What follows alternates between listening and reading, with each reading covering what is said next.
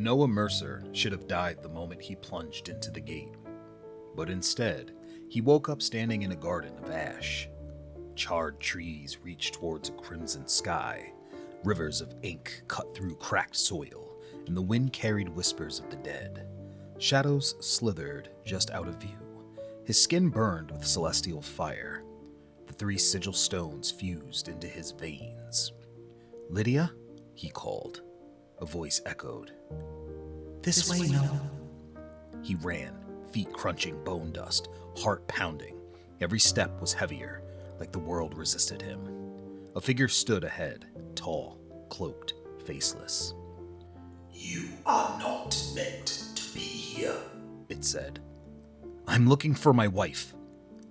She's lost, and I don't care." The figure raised a hand. Chains burst from the ground, coiling around Noah's limbs, but his blood, glowing with the power of the sigils, burned them away. The figure recoiled.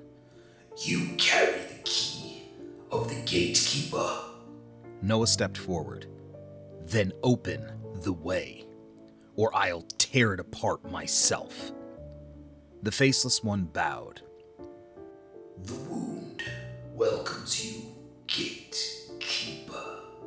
And the sky above split open. Meanwhile, in the mortal world, Seraphiel felt the tremor ripple through reality.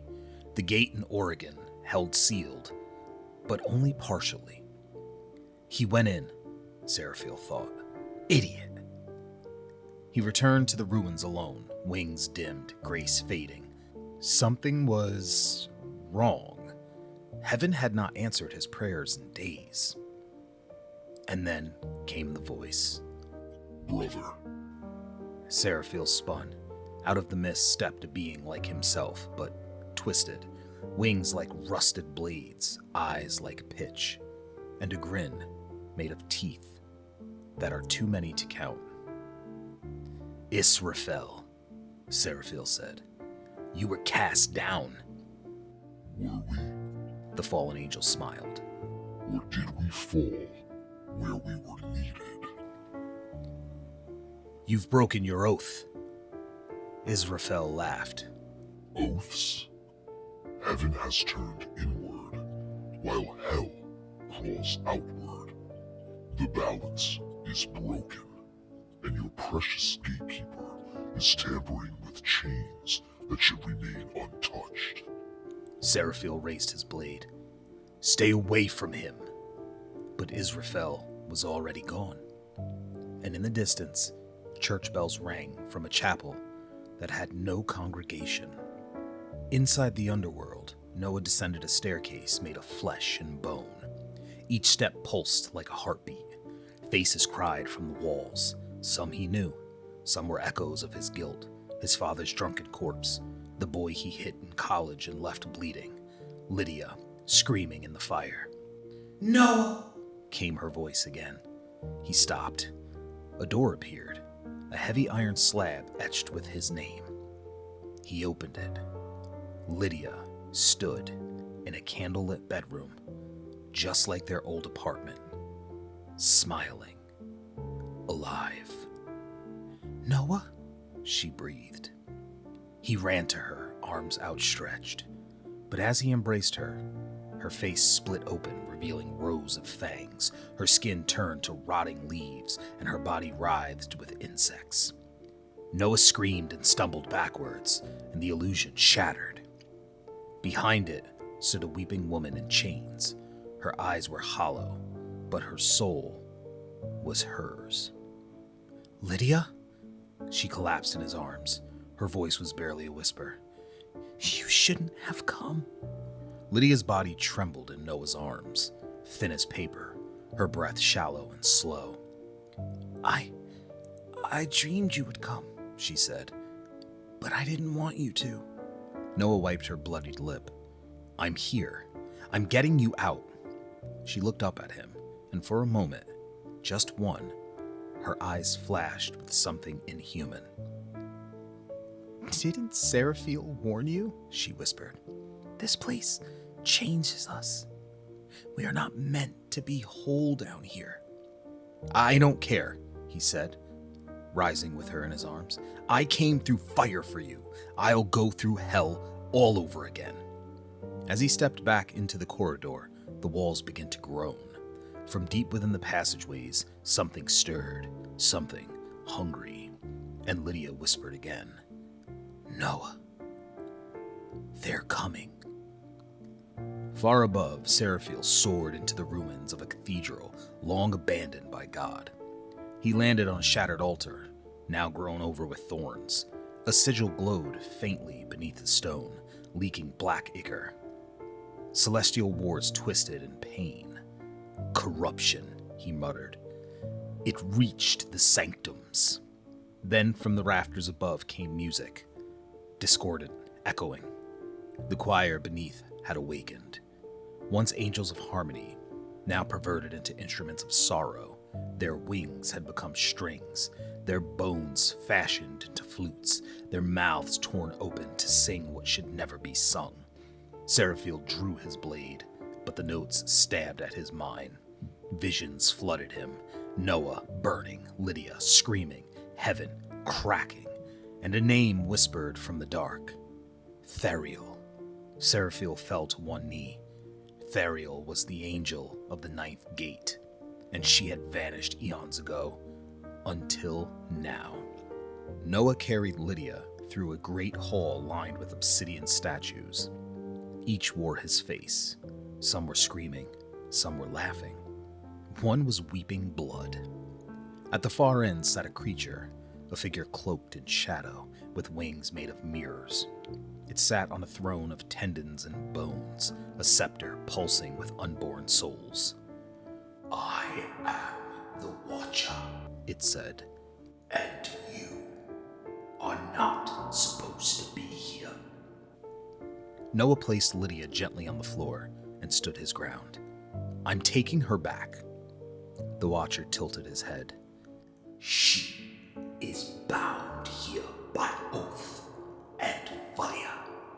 She drank from the well of memory. She belongs to the wound. I don't care. The Watcher chuckled. Then face judgment. The throne cracked, and the ground beneath Noah's feet split. He and Lydia plunged downward into a void lit only by screams. But as they fell, Noah reached for her hand, and this time, she held on. They landed on a floating platform surrounded by nothing. Literally nothing. No stars, no horizon, just endless white void that bent sound and memory. Lydia clung to Noah, her skin pale, eyes flickering. It's the hollow sky, she whispered. A prison between thoughts. Floating shapes began to circle them, eyes without faces, mouths without bodies, thoughts that never finished forming, lost souls that had forgotten how to be human. Noah clutched his chest. The sigils in his blood burned. He could feel them reacting, searching for something in this void. A black star pulsed in the distance, slowly approaching. Something's coming, Lydia breathed. From the light emerged a figure of light and shadow, wings of smoke, eyes like black holes. It spoke in 1,000 voices at once. You carry the old seals. You are the last gatekeeper. What are you? Noah asked. The being flickered. I am the one who sealed the first gate, and I failed. Its body began to unravel. But you shall still have a chance. Before it vanished, it pointed downward, where a stairway made of screams waited beneath them. Seraphiel stood before the Council of Wings, but only silence met him.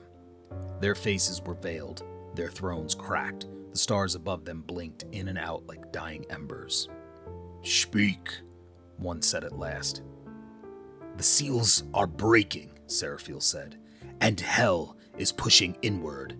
But that is not all. He stepped forward. One of our own has returned, Theriel. gasps, shifting wings. That cannot be, another muttered. She was unmade. She calls herself Queen of the Fractured Choir, Seraphiel said. And she has taken a throne beneath the 9th gate. More silence, then the central voice. The heavens fractured. The old songs do not hold. Seraphiel's wings dimmed. Then what do we do? We do what we must not.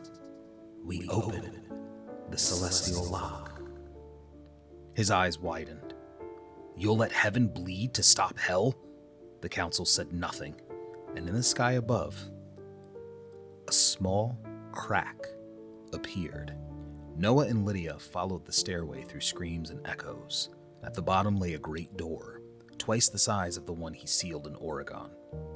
Etched upon it were wings and a broken crown. This wasn't just a gate. It was the gate. The 9th gate, Lydia said weakly.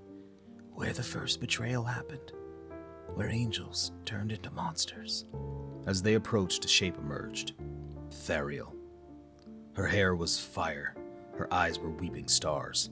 Her wings had been torn and restitched with chains. A crown of thorns hovered above her head. You found your way, she said, smiling. Just as I dreamed. Noah stepped in front of Lydia. Let her go. Theriel laughed. I need her. She is the sole tether, the last key. Noah raised his hand. The sigils burned blue. I won't let you take her. Theriel spread her wings, and the gate began to open behind her. The 9th gate groaned as its chains snapped, each one unleashing a shriek that echoed through every realm. Hell, earth, and heaven alike. Theriel rose above them, wreathed in light and darkness. I was the first voice, she cried, the guardian of the crown, and they left me behind. The gate cracked open behind her, revealing a black ocean of winged horrors, angelic and infernal alike, twisted beyond form. Noah raised the sigils in his hands, and they screamed, his blood burning with all the light that once held the gates shut.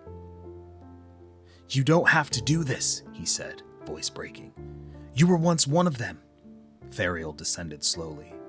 So were you, gatekeeper. Lest you forget? Noah hesitated until Lydia took his hand. Her eyes had cleared. I remember now, she said. I was the last soul to cross before the gates began to bleed. You're the tether, Noah whispered. You're the choice. She smiled softly. And I choose you, Noah. From above, the hollow sky began to collapse. From below, hell's ocean surged. And from beyond, Seraphiel descended, wings wide, blade of judgment in his hand. Now, Noah! Noah reached for Lydia and for the gate. The sigils in his blood pulled outward, unraveling his soul into strands of light. The gate roared, Theriel screamed, and the twisted legions poured forth. But Lydia stepped into the light with him, and the two of them merged, a soul made whole. Time stopped, the 9th gate shuddered. Then, with a sound like thunder drowning in fire, it closed. Chains of light wrapped it thrice, symbols burned into the air, and the land itself broke beneath their feet. Theriel was gone. Banished. The horrors banished with her as well, and the gate was sealed. Forever. Seraphiel stood at the edge of the crater where the 9th gate had been. Nothing remained but ash. No Noah, no Lydia, no screams, only silence. He knelt, touching the blackened earth. Then from the dust a small flower bloomed, white as snow, pulsing faintly with light and sigil.